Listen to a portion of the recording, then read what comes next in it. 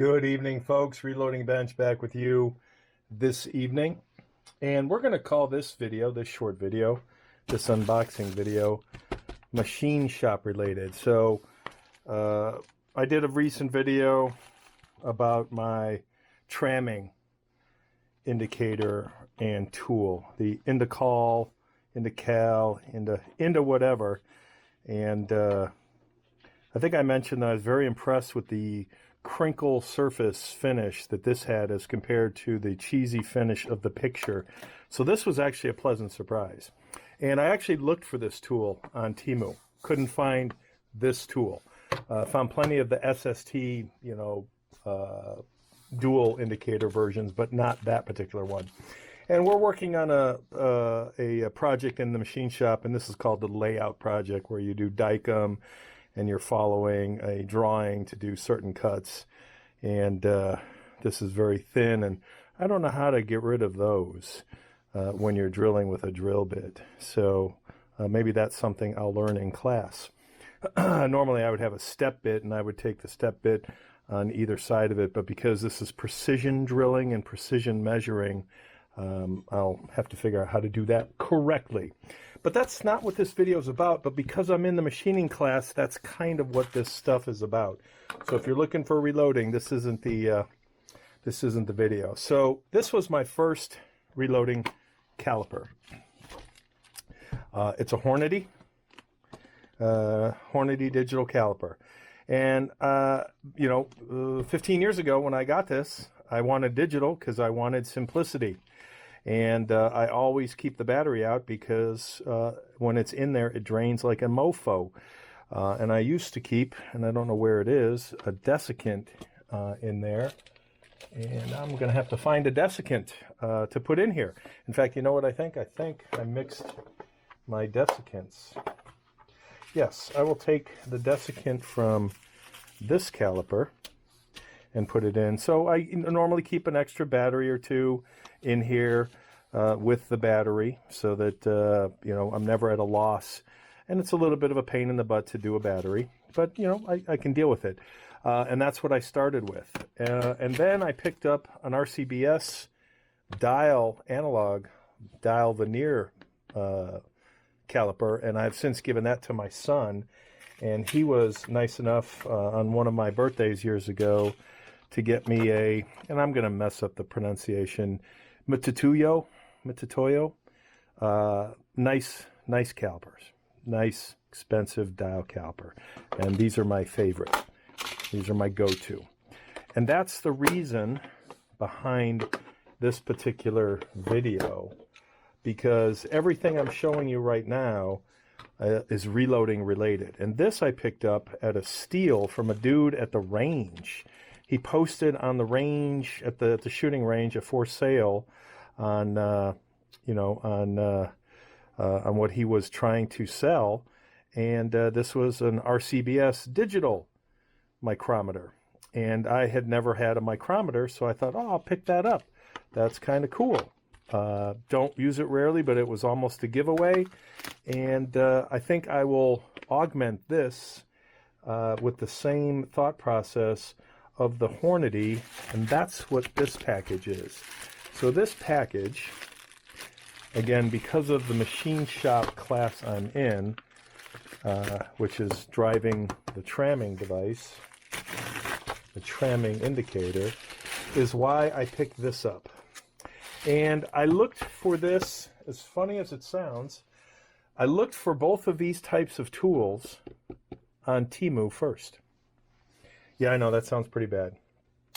Because, the reason I say that is because, when I pick it up on places like the rainforest, most likely it's coming from places like TEMU.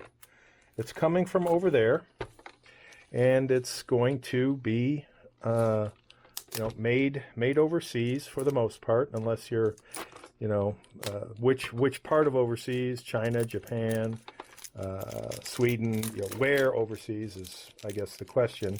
But in general, I think we all know where this stuff comes from. Anytime Tools, it doesn't say on the label where it's made, but I think it's safe to assume somewhere on here or on the actual tool set that will tell us. All right, so you see I have these for reloading. And I even bought, for machining, a very, very cheap digital caliper, like the $10 cheap digital caliper that always has to be re-zeroed and whatnot. So I thought I would get, I'm not going to use the term better, I thought I would go analog and get a set, a caliper set, and a micrometer set. So this is Anytime Tools, which, you know, I'm not sure where it's made. I'm guessing I know where it's made. But the reason I went after this, and this is for the micrometer to reset to 0. The reason I decided on getting this set as opposed to a separate micrometer and a separate caliper, two reasons. One, I wanted to dedicate this to my machining, so oil wetness. Reloading, usually very dry, so all this stuff will stay with my dry hobby. Machining on the lathe, on the mill, the drill press, you know, a little dirtier, a little messier, a little whatever. So I'm going to target this set for that particular hobby. So,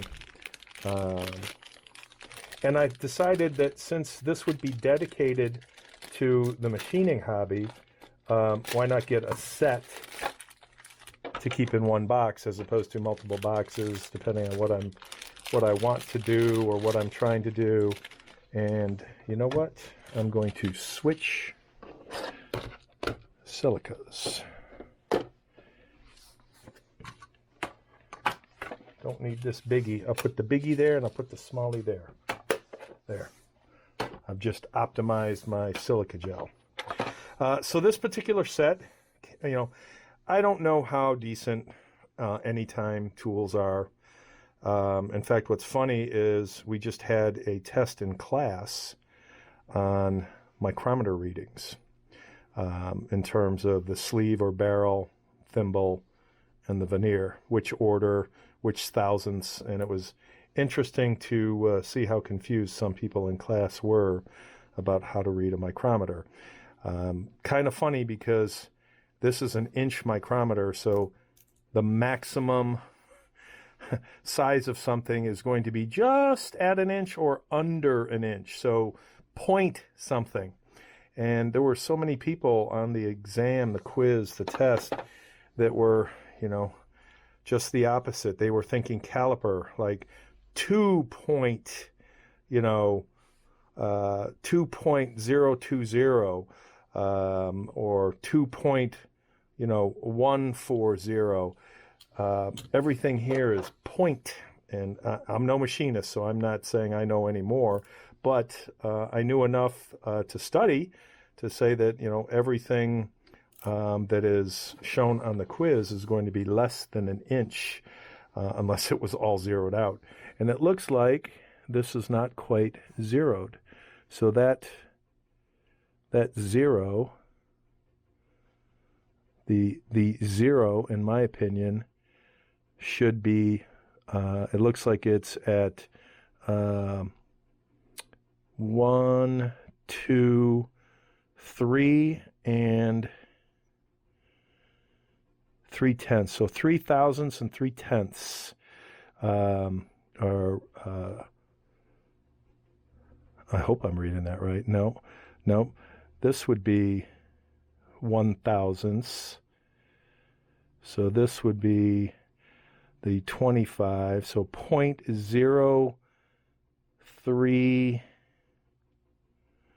Now I just made fun of people who couldn't read their test because we didn't go on the vernier. So this looks like it would be 1,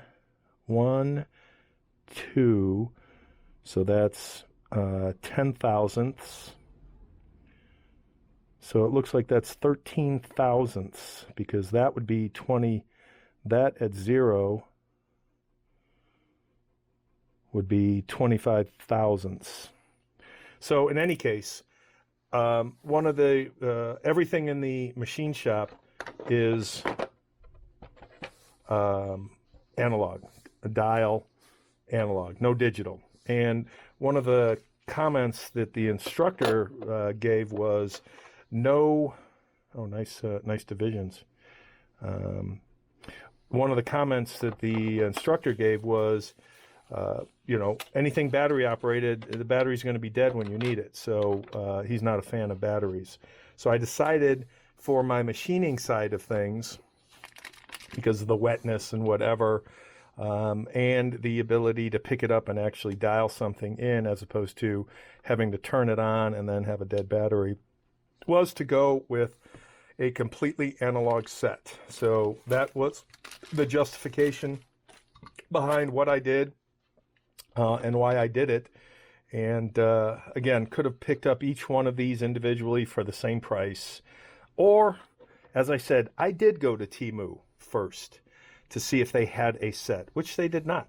Otherwise, I probably would have picked it up for something, you know, low-end, inexpensive, because I don't need, you know, a $400 Starrett micrometer, at least at this time in my machining journey. So maybe eventually, who knows? But for now, this is the set I chose. You know, again, the Harbor Freight approach.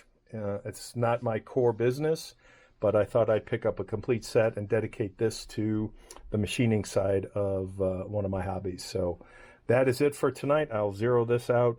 That looks like it's zeroed, so all things are good, and it looks like it's as simple as moving that back and forth. All right, that does it for tonight. Take care, folks. Later.